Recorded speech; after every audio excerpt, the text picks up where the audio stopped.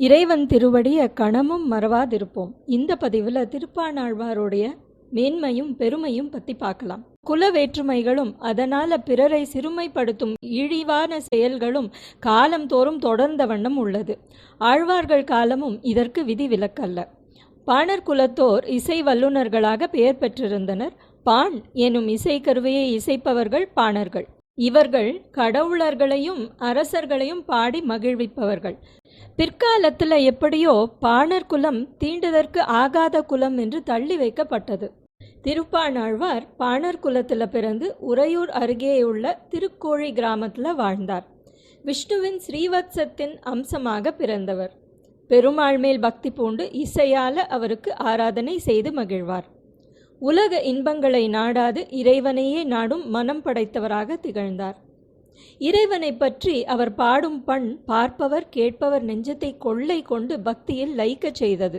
காவிரி பாயும் திருத்தலமான திருவரங்கத்தில் கரைக்கு மறுபுறம் நின்று பாண் இசைப்பார். காவிரி கரையை தாண்டி இக்கரைக்கு வர பாணர் குலத்தவருக்கு அனுமதி மறுக்கப்பட்டிருந்தது. ஏன் என்ற கேள்வி எழுப்பாமல் விதிக்கப்பட்டிருக்கும் கட்டுப்பாடுகளை மதித்து நடந்தார். சாஸ்திர சம்பிரதாயங்களில் உயர்ந்த அர்த்தமிருக்கும் என்று ஆழமாக நம்பினார். பாணர் குலத்தவர் கரை தாண்டுவதில்லை என்பதை மனதில் கொண்டு காவிரிக்கு அந்த கரையிலிருந்தே கோவிலை நோக்கி தேமதுர பாடல்கள் இசைத்து திருவரங்கத்து பெருமாளை மகிழ்வித்து வந்தார். தம்மை மறந்த நிலையில அரங்கன் அழகை பாடி நின்றவருக்கு உலகமே மறந்து போகும். ஒரு சமயம் ரங்கநாதருக்கு திருமஞ்சனம் செய்ய காவிரி நீர் லோகசாரங்கர் என்ற கோவில் பட்டர் வந்து கொண்டிருக்க அவரது வழியை மறைத்தபடி நின்றிருந்தார் பாணாழ்வார். தம்மை மறந்து பாண் இசைத்து உருகி நிற்பவரை தீண்டாமல் அபிஷேக நீர் எடுத்து செல்ல வேண்டுமே என்று தயங்குகிறார் பட்டர். விலகும்படி பல முறை கேட்டுக்கொள்கிறார்.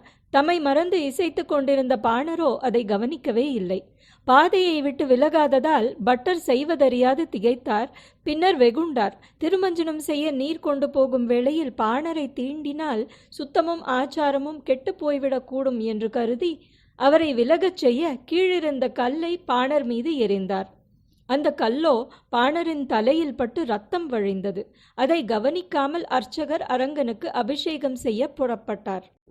திருவரங்கநாதர் பாணரின் உயர்ந்த உள்ளத்தையும் பக்தியின் மேன்மையையும் உலகுக்கு உணர்த்த எண்ணினார்.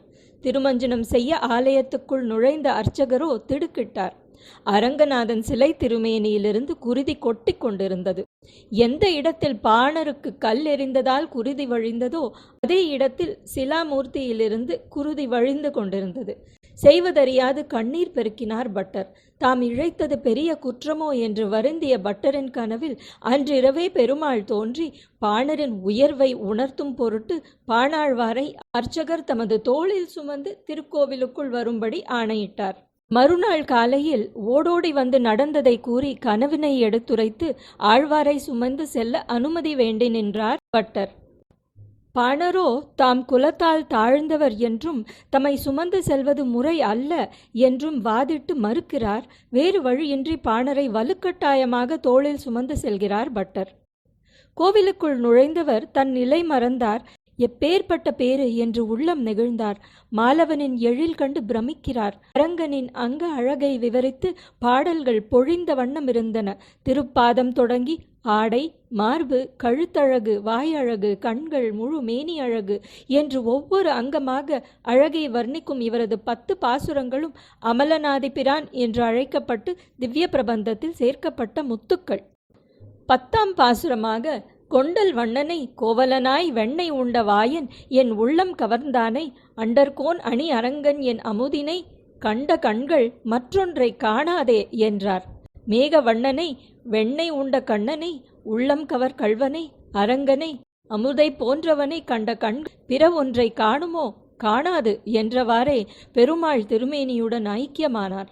பஞ்சபூதத்தாலான ஸ்தூல உடலுடன் 10 பாசுரங்கள் பாடி அது முடிந்தவுடன் க்ஷண நேரத்தில் இறைவனுடன் இரண்டர கலந்தார் என்றால் அவருடைய மேன்மையை எடுத்துரைக்கவும் இயலுமா? ஆண்டாளைப் போலவே இவரும் ஸ்தூல உடலுடன் பெருமாளுடன் ஐக்கியமாகி இரண்டர கலந்தார் என்பது இவரது சரிதத்தின் சிறப்பு. திருப்பாணாழ்வார் திருவடிகளை பற்றி உய்வோம்.